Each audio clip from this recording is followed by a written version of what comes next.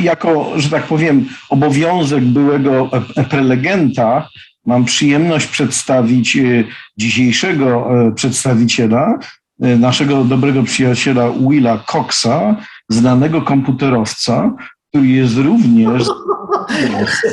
So I failed the test. Yeah, I pressed the wrong button. Sorry. I left the meeting instead of continuing. So, Zgodnie z informacjami, które są mi dostępne, jesteśmy, że tak powiem, współużytkownikami takiego miejsca pięknego jak Boston. Jak Will był w Bostonie, my również wtedy mieszkaliśmy w Bostonie i on tam właśnie ukończył studia z computer science, prawda? I jak to zwykle bywało w starych czasach, nie było to prawdziwe computer science, tylko było zasocjowane z matematyką. Co bardzo mi przypomina sytuację z moją małżonką, która również uwielbiała komputery, a zmuszona została bycia matematykiem. I po tym, że tak powiem, honorze pracował w wielu firmach, ale jego głównym sercem i powołaniem jest oglądanie i opowiadanie o ptakach, o których nam dzisiaj pięknie opowie. Jak również ma szereg różnego rodzaju hobbies, w tym granie na instrumencie z Polakami. Nie wiem, dlaczego nie gra im na nerwach, to byłoby znacznie bardziej pożyteczne, ale niemniej jednak zapraszamy go do powiedzenia nam coś o ptakach dzisiaj. Bardzo dziękuję, Bogdan. Szanowni Państwo, serdecznie dziękuję za zaproszenie na to wyjątkowe spotkanie. Mówię po polsku, ale niezbyt dobrze, więc przedstawię tę prezentację po angielsku. Okay, hello everyone. First and foremost, many thanks to Halina Witkiewicz for the invitation to present and for organizing this virtual meeting. In addition, thanks to Zbigniew for his IT support and Bogdan for the introduction and moderating. I'll go ahead and share my screen.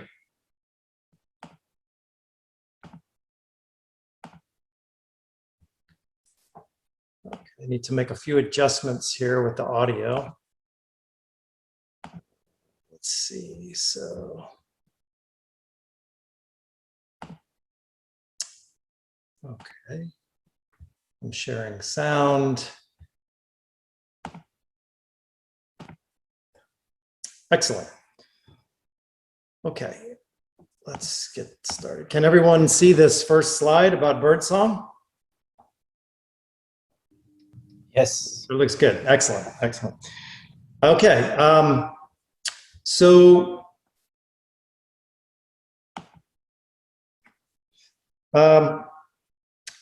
since I make heavy use of external video and audio files, and bird recordings are not always loud and clear, it requires good quality audio. So I recommend that you try to be in a relatively quiet place and also mute yourself in Zoom so that you can get the best experience.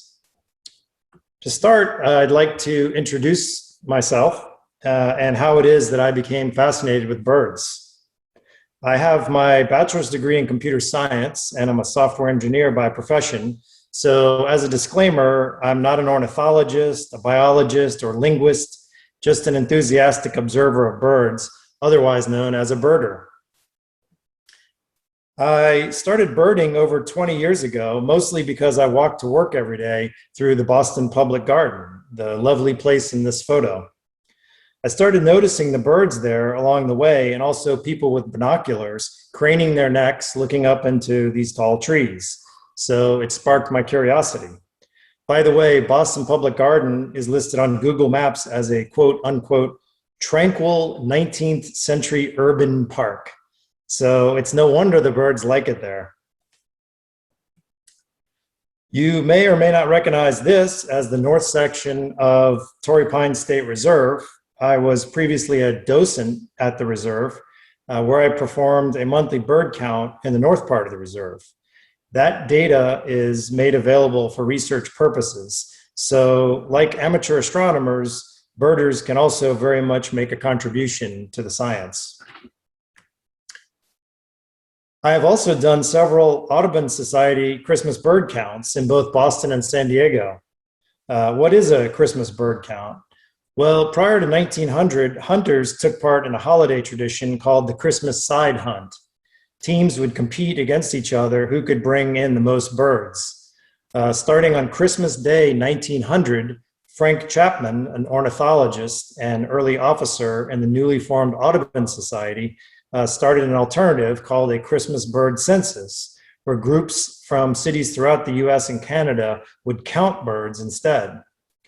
At that first count, they tallied 90 species across all counters. In the 2020 Christmas count, they tallied 672 species in the US alone. This bird count data is also submitted for use in research and conservation. Okay, for this presentation, my plan is as follows. I'll be talking all about bird songs. These are a series of questions that I had, and then I present what I found from my research, and we'll kind of sprinkle in some of my field experience there. So let's get started. What is bird song? So formally, bird song is termed bird vocalization and is a sound made by the vocal organ of a bird called the syrinx. I'll go into that in some more detail later. There are other mechanisms by which birds can make sounds without using the syrinx. So these are called sonations. These type of sounds are made with structures other than the syrinx, such as bill, wings, tail, feet, and body feathers. I'm about to play a clip of a common sonation you've probably heard in San Diego and other places.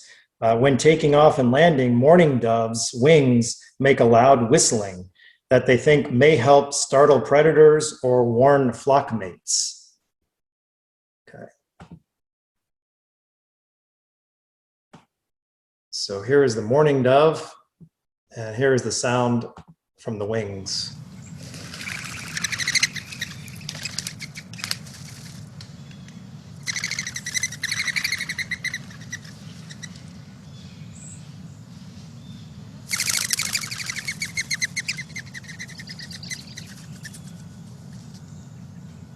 So as interesting as sonations are, however, in this presentation, I will only focus on vocalizations.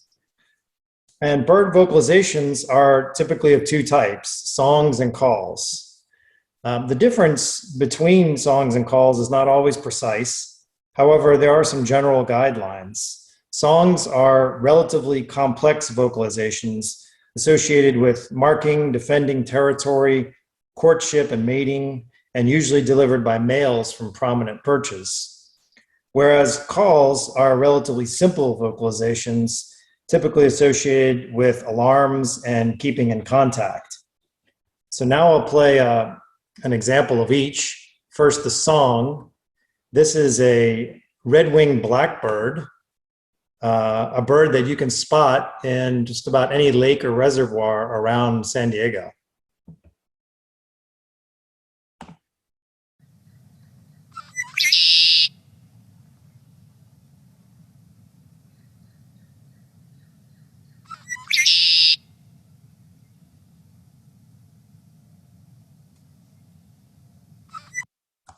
And here is a sample of a call. This is a wren, and you'll hear that this is much simpler.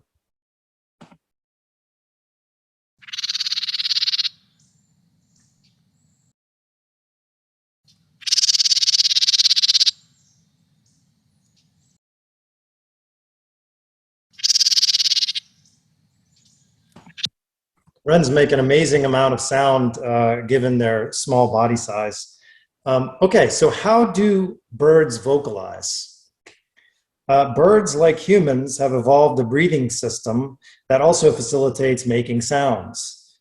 So in humans, we have the vocal cords housed in the larynx, and those make the sounds. However, in birds, sounds are made with a very special organ called the syrinx, which is unique to birds. What makes the syrinx so special? Location, location, location. As we know, in humans, the larynx is located at the top of the trachea. as you can see in this diagram.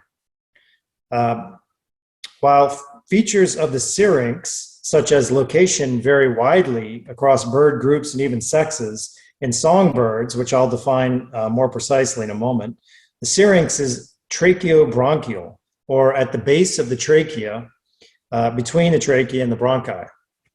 Here's a bit of a better image. Why is this special? According to what is termed the two-voice theory, this location and structure means the syrinx is split into two distinct halves, giving the bird great flexibility with breathing and sound production, even allowing the bird to produce two unrelated pitches simultaneously. Okay, so how is the sound produced exactly? Well, we'll go to this animation at the Cornell Lab of Ornithology, showing how the syrinx is working.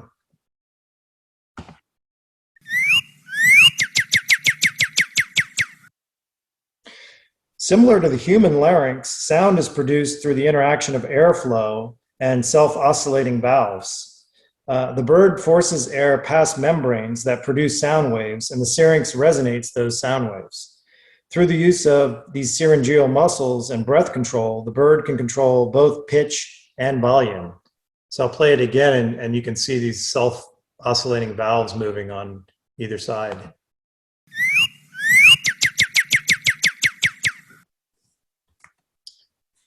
Okay, it is worth noting that another special feature of the syrinx is that it is extremely efficient. It uses nearly all the air that passes through it. By contrast, a human creates sound using only 2% of the air exhaled through the larynx. The syrinx is called a two-sided voice box. Why? Because, as I mentioned, the bird can control both sides of the syrinx independently, which explains why some species can produce two unrelated pitches at once, called duetting. And here's an example of a wood thrush singing and duetting.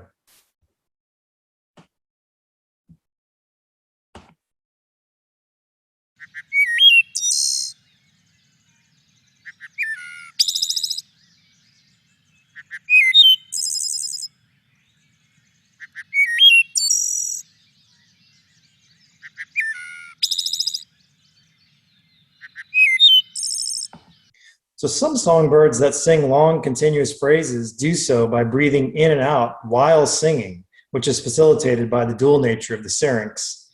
And then there are some birds that do not possess a syrinx at all. Here is a list of New World vultures that have no syrinx. On this list, you can see our beloved California condor. So it doesn't have a syrinx, and because of that, it can only make infrequent grunts, wheezes, and hisses. So I'll play an example of that.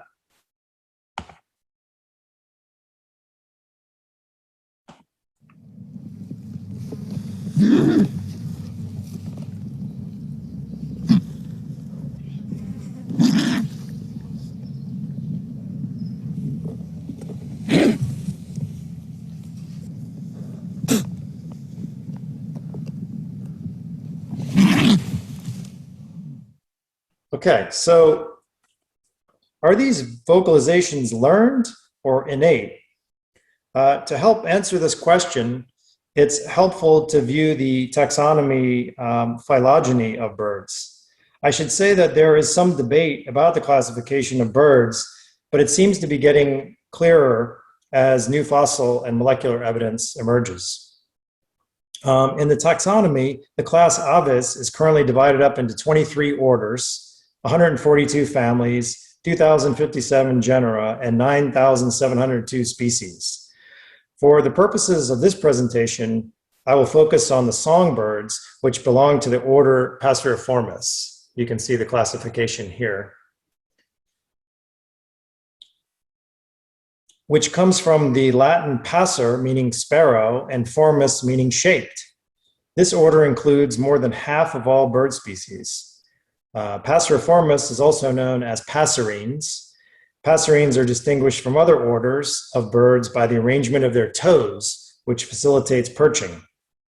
It's notable that so many birds are in an order named for sparrows, because there are many species of sparrows, and to the untrained eye, they all look fairly similar, as you can see here.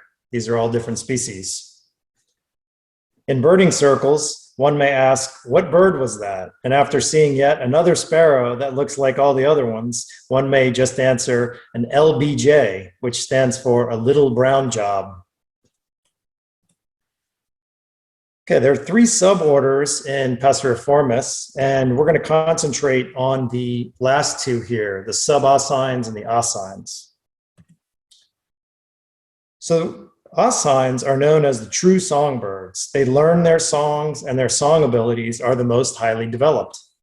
Whereas with subassines, the songs are innate, which means they have existed in them since birth, and their singing is less highly developed.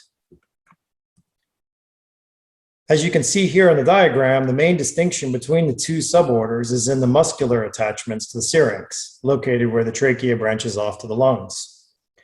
Assines have a more specialized muscle attachment, which gives them the distinctive ability to have sound lateralization. That means the different muscles are attached to the 2 branches of the syrinx, allowing them to produce 2 different unrelated pitches simultaneously. This helps them to sing more fluid and musical songs and also some pretty bizarre songs. Subassines, on the other hand, have innate songs and less muscle attachments, as you can see here, and therefore less control over the syrinx. And so their songs tend to be less complex. So we'll do a couple of examples. This is an example of an assine singing. It's a song sparrow. This is also a bird that you can see in San Diego.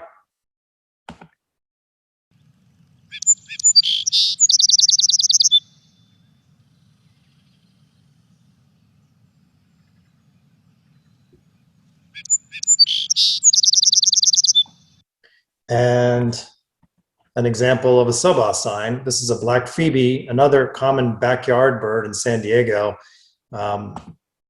You might recognize this one. It's also called a tuxedo bird for obvious reasons. Okay, let's take a listen.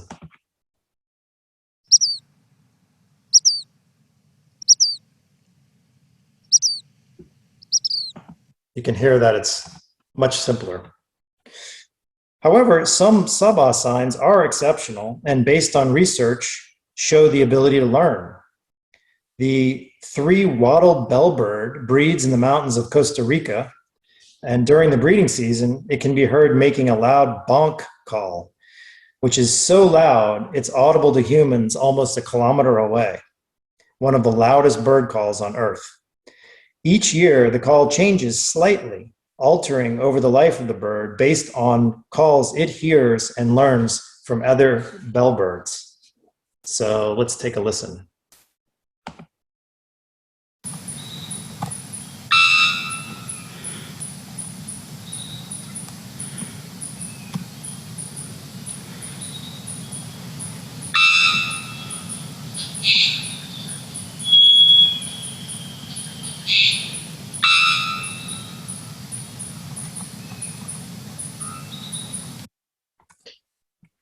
Are there any species outside the suborder assine that have advanced vocal abilities and the ability to learn their vocalizations? The short answer is yes. Only 2 creatures on Earth are known to be capable of producing the sounds of human language, humans and birds. In addition, only a few birds can imitate human speech, including crows and ravens, both of which are in the aforementioned Passeriformis order. However, there are exceptions. This white cockatoo is not in the order Passeriformis, yet it has a special ability.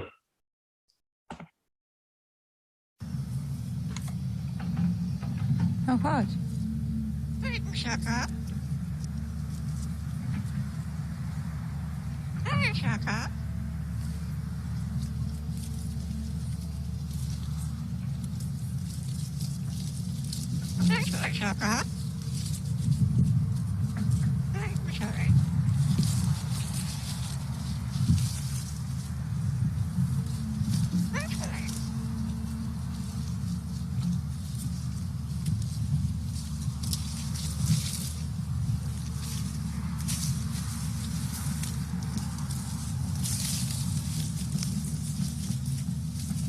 Super.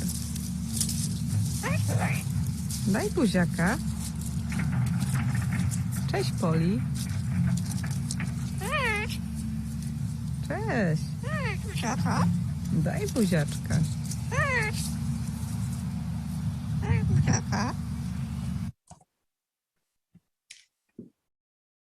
Parrots, also outside the order Passeriformes, have quite advanced vocal skills. So how do they mimic human language so well? There's been quite a bit of research into this. According to Eric Jarvis, a Duke University neuroscientist and vocal learning expert, vocal learners have a part of the brain devoted to this called the song system. That song system has an inner core common to all avian song learners. According to his research, parrots have an additional outer shell, which is what allows them to be such expert mimickers. In another study, it is proposed that parrots use their tongues to create vowel-like sounds just like humans do. And here's an example of a gray parrot called Einstein.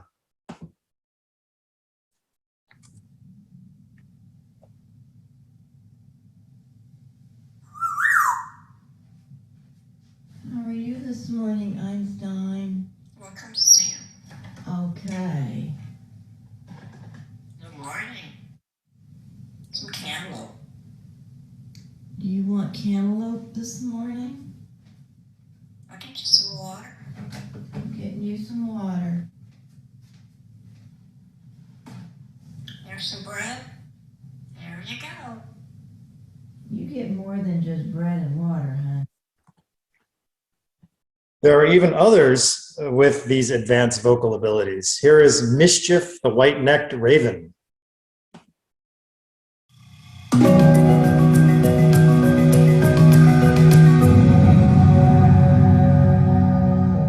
So ravens are excellent at mimicking sounds they hear. Mischief, can you say hello? Hello. Good bird. He does all sorts of voices. Can you say hi? Hi. Good job. And Stella the starling. What do you think? What are you doing? What are you doing? What are you doing? What are you doing? So for these vocal learners, what is the learning process? As with humans and human speech, these birds must observe and practice to master their calls. The song learning cycle goes as follows. Phase 1, called the sensory period, is when the juvenile bird is listening to adults and memorizing the notes. In phase 2, called the sensory motor period, there's intensive practice in which they develop a plastic song, which is incomplete, with parts of it to be completed later. It's known that young birds babble when trying to learn their songs, just like humans, eventually mastering each note and trill. In the third and final phase, called crystallized, the song is fully learned and mastered. At this point, there are two types of birds: seasonal species who keep singing the same song over and over each season, and the lifelong learners who can repeat these steps continuously throughout their life, letting their song change over time. Think parrots.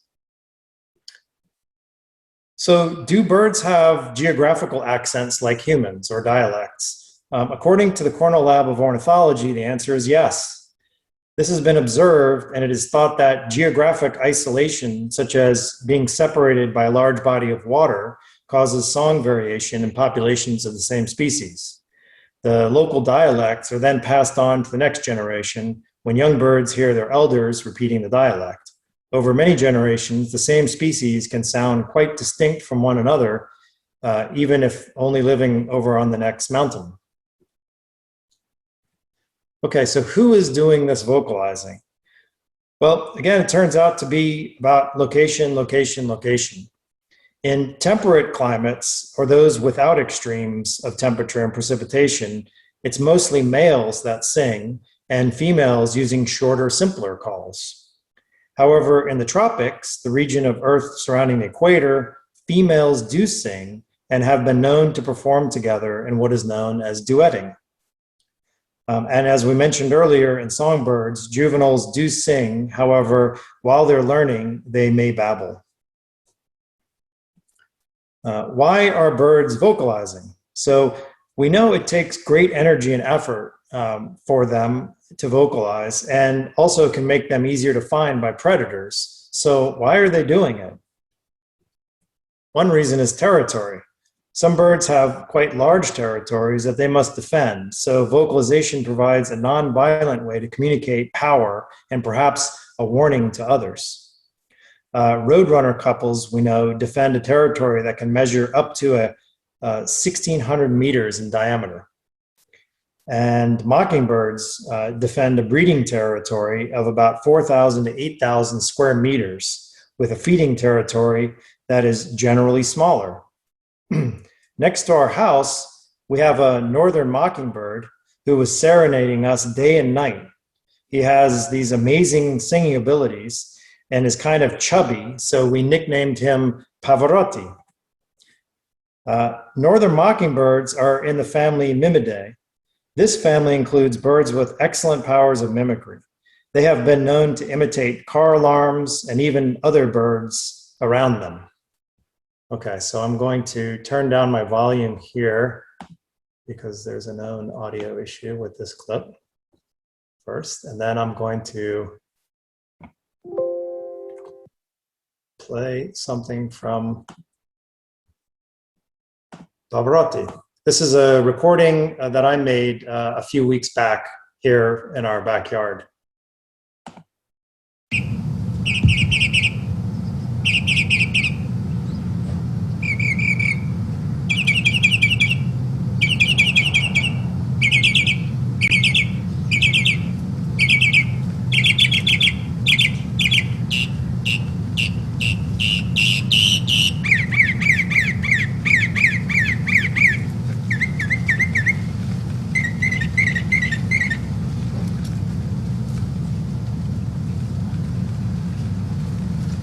So now that the breeding season is over, Pavarotti is defending what appears to be his feeding territory.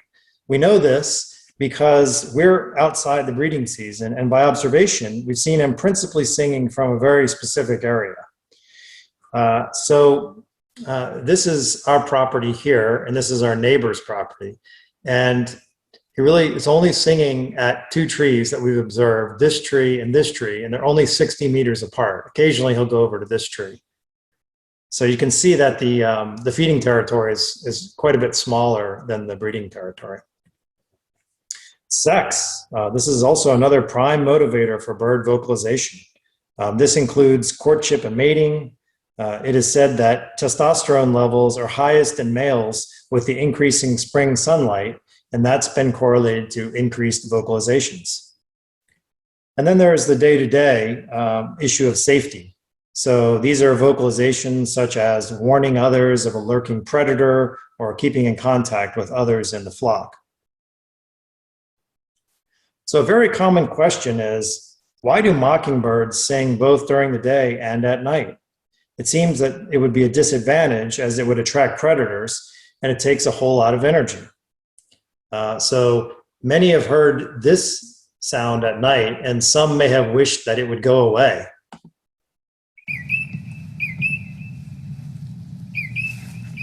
This is a video recorded at night. You'll start to see some lights here soon.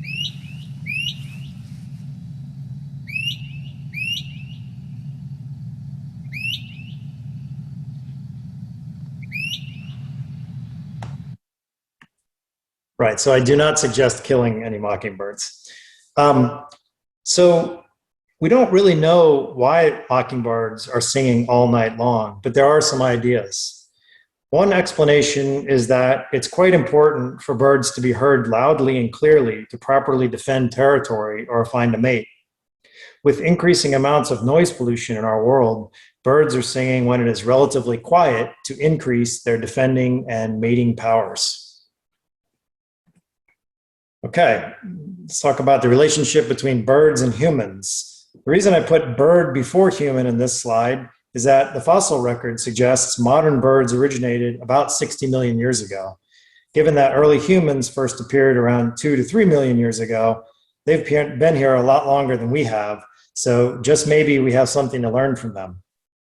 By the way, the cave painting here is somewhat of a mystery. It's estimated to be about 17,000 years old and is from the famous Lascaux caves in France and features a bird-headed person, you can see here, a buffalo, a real bird, and an arrow. Okay. We see great respect for birds and native peoples. So here in Southern California, the Agua Caliente band of Cahuilla Native Americans puts on a regular festival called Singing the Birds, in which about 300 songs are sung starting at dusk to tell the stories of the Cahuilla migration and lessons they learned along the way. It is said they call these songs bird songs because of the parallels they saw between the in unison migration of birds and their own people. There are, of course, humans who mimic birds. One can think of hunters who want to attract turkeys, like this gentleman. Gonna have to skip to. So now I want to talk to you a little bit about how to cut, cluck, It's got a and special cackle tool on a for mouse this. bird. So Call.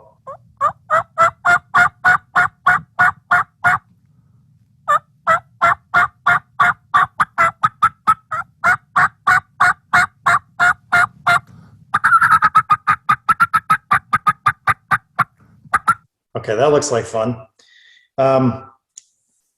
So Hollywood is notorious among birders for getting it very wrong at times when depicting birds in commercials or films. In this commercial clip I'm about to play, a bald eagle is shown in the forest, then at the optometrist. When the optometrist asks it a question, it answers in the call of a red-tailed hawk. Presumably, the makers of the commercial found that the call of a bald eagle wasn't interesting enough, so they decided to use an entirely different bird's call. Hey, I guess they are both just birds of prey. Why not substitute one for the other? Okay, so here's the bald eagle flying. Introducing the next great Jeep idea, Jeep Liberty. Full of innovations and legendary capability. And now? Your That's eyes the are red-tailed fine. hawk call, which you may have heard around San Diego. Okay. David Allen Sibley, the famous birder and author of several bird guides, said, "One of my personal favorites is one of the Indiana Jones movies.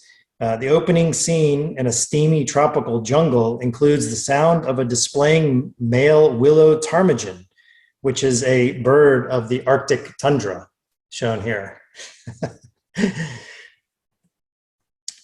There's plenty of examples of bird song in literature. We have Edgar Allan Poe's The Raven, the bird speaks one word, nevermore. We have John Keats's poem, Ode to a Nightingale, in which he says, "Singest of summer in full-throated ease." And in Shakespeare's Romeo and Juliet, the title characters argue over whether they hear a nightingale or a lark. So how do we describe birdsong in human language? So one way is phonetics. Various bird guides attempt to phonetically describe bird songs and calls. So this can be a somewhat difficult task. Let's examine a few of these from a famous bird guide by David Allen Sibley, who I mentioned earlier, and we can see how accurate we think they are. Okay, so I'll read the description and then play the audio, and we can come back to the description and see how it does. So for an American crow, it says full-voiced hoarse caw or caw with great variety of inflection and pitch. And here's a crow.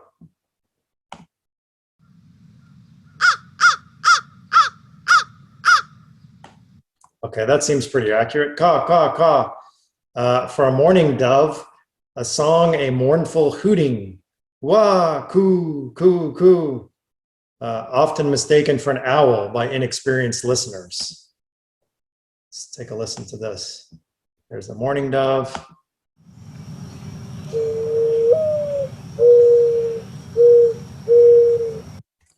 Okay, Wow, cool, cool, cool. That seems pretty accurate.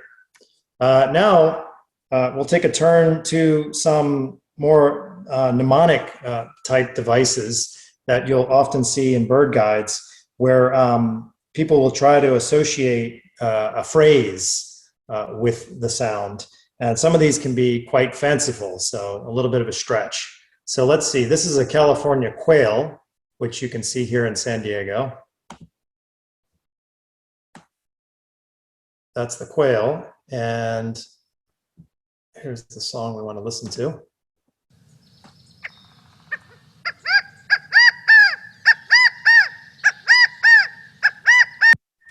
So some guides describe that as Chicago, Chicago. Okay, so let's play that again and see if that's how accurate that is.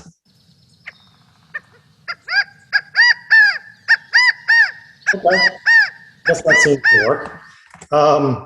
Another one is a yellow warbler. So let's listen to that.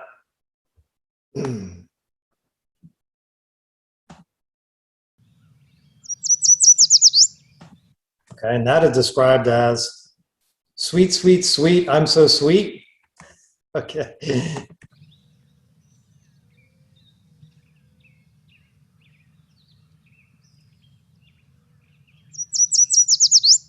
Okay, that time it seemed a little different, but okay, it seems like generally okay for descriptions. So on to more serious topics. Why do we study birds? So we know that birds are vital to the ecosystem. They control pests, they pollinate plants, they prevent disease by efficiently disposing of waste. Think of that California condor I showed earlier. According to birdlife.org, over its lifetime, a single vulture provides waste disposal services worth around an estimated $11,600 US. More importantly, according to the same site, following the collapse of Asia's vultures, India's feral dog population surged by 5.5 million, spreading rabies and leading to an estimated 47,300 human deaths. So there's also seed dispersal.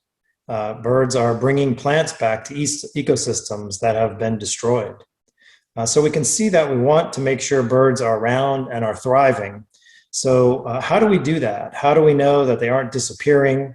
Well, we have to track them. So bird tracking, much like other animals, such as mountain lions and bobcats, are tracked in the wild via evidence they leave behind. They can be tracked by their scat, by nests, tracks in the mud, etc. But unlike mountain lions and bobcats, birds sing. So vocalization can also be a very useful means of tracking. When I did the bird counts at Torrey Pines, there were many times when I would only hear a bird and never see it. So I was able to count them just through the audio without ever seeing them. Obviously, that has some limitations. We can possibly talk about that later, but yeah. Okay, this is a small sampling of some of the unsolved problems in bird vocalization. The first one we mentioned earlier, but why do mockingbirds sing all night? Another one is that some species that don't normally mimic, like blue jays, will sometimes imitate calls of hawks. We don't know exactly what the function is of those imitations. And finally, we have black-capped chickadees, who you'll likely see in the mountains around San Diego. We know that many birds do have dialects and form dialects. However, we know that black-capped chickadees do not. So that's an unsolved mystery.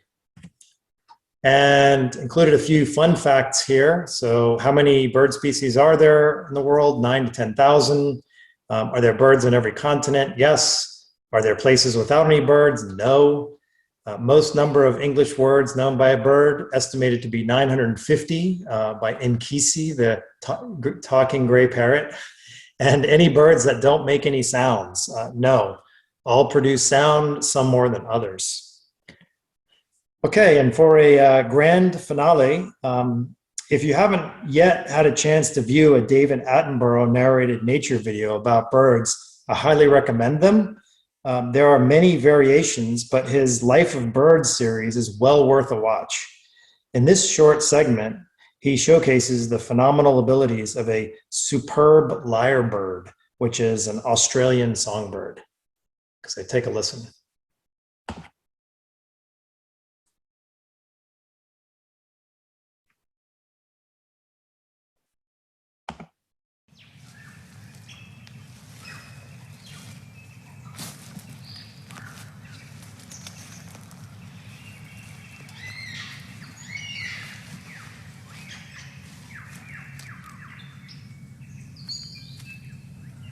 What bird has the most elaborate, the most complex, the most beautiful song in the world? Well, I guess there are lots of contenders, but this bird must be one of them. The superb lyrebird of Southern Australia.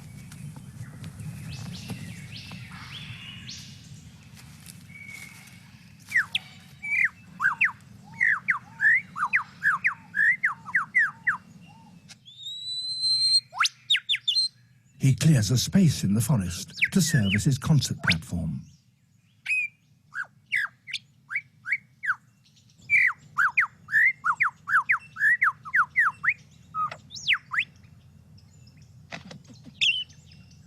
To persuade females to come close and admire his plumes, he sings the most complex song he can manage, and he does that by copying the songs of all the other birds he hears around him, such as the kookaburra.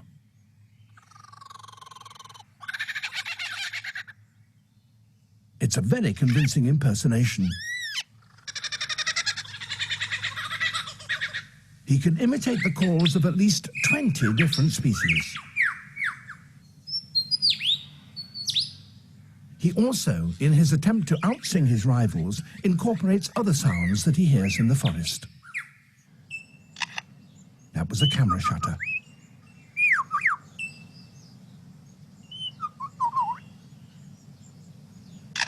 And again.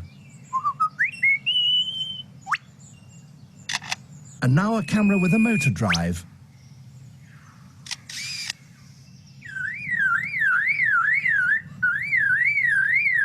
And that's a car alarm.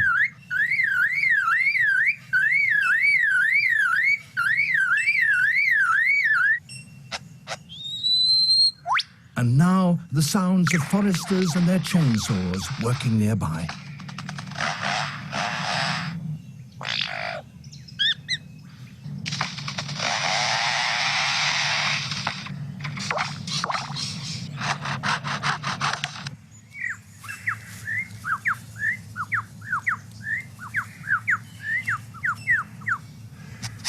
That wonderful performance is only one example of the extent to which male birds will go in order to attract a female. The range and sheer extravagance of their courtship displays can be quite astonishing.